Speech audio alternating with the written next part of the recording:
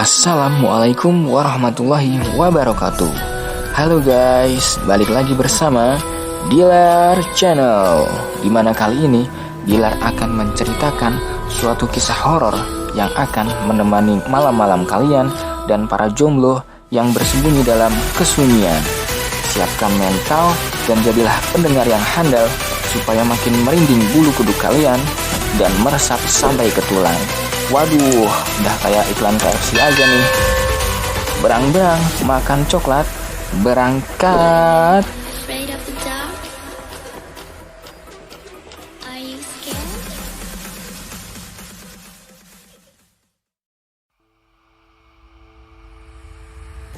Oke guys, kita langsung masuk ke alur cerita horor ini. Cerita ini berjudul Rumah Tak Berpenghuni Jadi Angker. Pasalnya, penyewa baru cuma tahan 4 bulan setelah lihat penampakan seram di rumah itu. Cerita diawali ketika setiap kali melihat rumah yang disewakan selalu berganti penghuni, pasti akan menimbulkan tanda tanya, apalagi jika kebanyakan penyewanya hanya tinggal dalam hitungan bulan saja. Kejanggalan inilah yang diceritakan seorang netizen di Malaysia ketika menemukan sebuah rumah di ujung jalan perumahan yang sudah hampir setahun tidak berpenghuni. Setiap kali ada penyewa baru masuk, pasti tidak akan bertahan lama.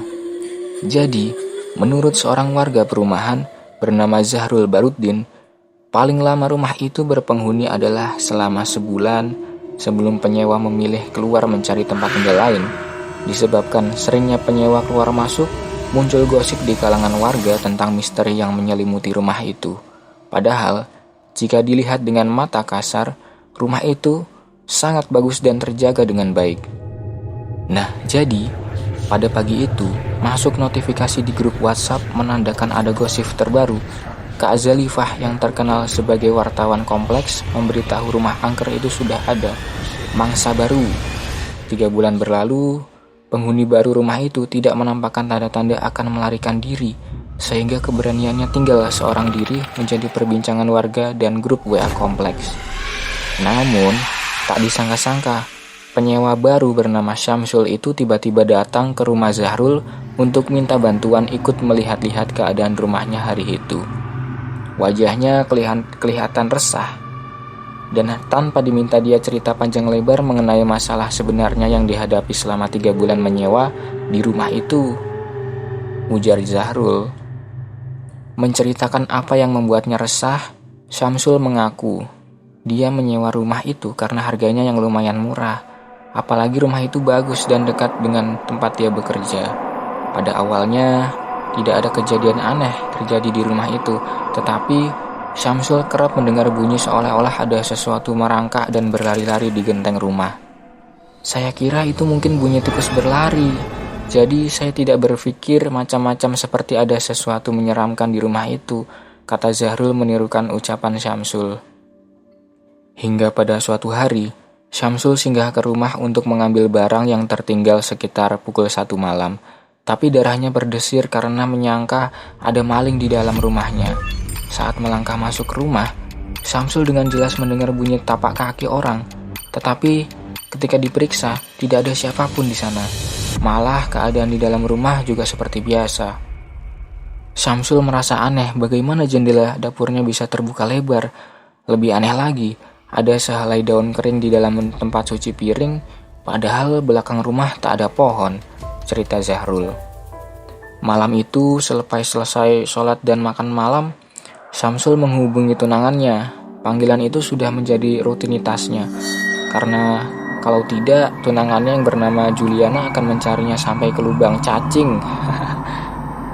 Di saat asik mengobrol dengan tunangannya, Syamsul tiba-tiba merasa ada kelibat putih melintas di bagian dapur yang menghadap sofa tempat dia duduk di ruang tamu. Dengan ditemani Juliana di ujung telepon, Syamsul memberanikan diri memeriksa dapur. Dia menoleh ke kiri dan ke kanan, tidak ada siapapun di dapurnya. Sepanjang malam Syamsul kepikiran mengenai kelibat yang dilihatnya tadi. Itu bukan khayalannya. Sampai tak bisa tidur itu karena terbayang-bayang kelibat yang melintas di hadapannya tadi. Walaupun tidak lihat secara jelas, tetapi Syamsul tahu kelibat putih yang dia lihat itu menyerupai seorang wanita. berambut panjang. Syamsul langsung merinding mengingat apa yang dia lihat tadi, kata Zahrul. Untuk menghilangkan perasaan takut, Syamsul membuka MP3 ayat Al-Quran di dalam ponselnya. Seketika, rasa tidak tenang itu hilang dan dia akhirnya tertidur. Nah, pada keesokan harinya, ketika sedang mandi, Syamsul merasa di pergelangan tangan kirinya terdapat bekas luka seperti cakaran kucing. Apabila disentuh, ia terasa pedih. Beberapa bagian lain badannya seperti di betis, leher, dan kaki juga mengalami bekas cakaran yang sama. Petang itu, balik dari kerja, Syamsul sekali lagi melihat kelibat yang sama di bagian dapurnya. Bedanya, kali ini kelibat yang dilihatnya itu dalam bentuk yang jelas dan nyata. Kelibat itu memandang tepat ke arah wajah Syamsul. Muka makhluk itu menakutkan, dan sukar bagi Syamsul menggambarkan rasa ketakutannya itu. Semakin dipandang, makhluk itu semakin mendekatinya, yang membuat Syamsul merasa takut sehingga jatuh ke lantai dan pingsan, cerita Zahrul. Sementara itu, Syamsul bertahan selama hampir 4 bulan di rumah itu karena tidak ada tempat lain. Selain itu, dia juga sedang berhemat untuk persiapan pernikahan. Lagi pula, makhluk itu sekedar memperhatikannya namun tidak pernah membuat gangguan lain seperti merasukinya. Apa yang membuat Syamsul tidak tahan adalah kelibat itu muncul tidak pandang waktu. Selain itu, rumah kontrakannya juga bau busuk dan dia sendiri tidak tahu penyebabnya. Sementara itu, Zahrul berkata, dia yang kenal dengan seorang ustadz meminta bantuannya untuk membersihkan rumah Syamsul. Alhamdulillah, kelibatan itu sudah hilang. Gimana guys cerita horornya? Buat kalian yang pemberani, apakah sudah mulai meredup keberaniannya? Hahaha. Kalau kalian suka dengan konten cerita horor ini, komen di bawah ya guys. Nanti bakal aku ceritakan lagi yang lebih seram di konten selanjutnya.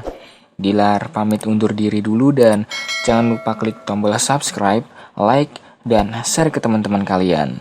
Dan wassalamualaikum warahmatullahi wabarakatuh. Thank you for watching.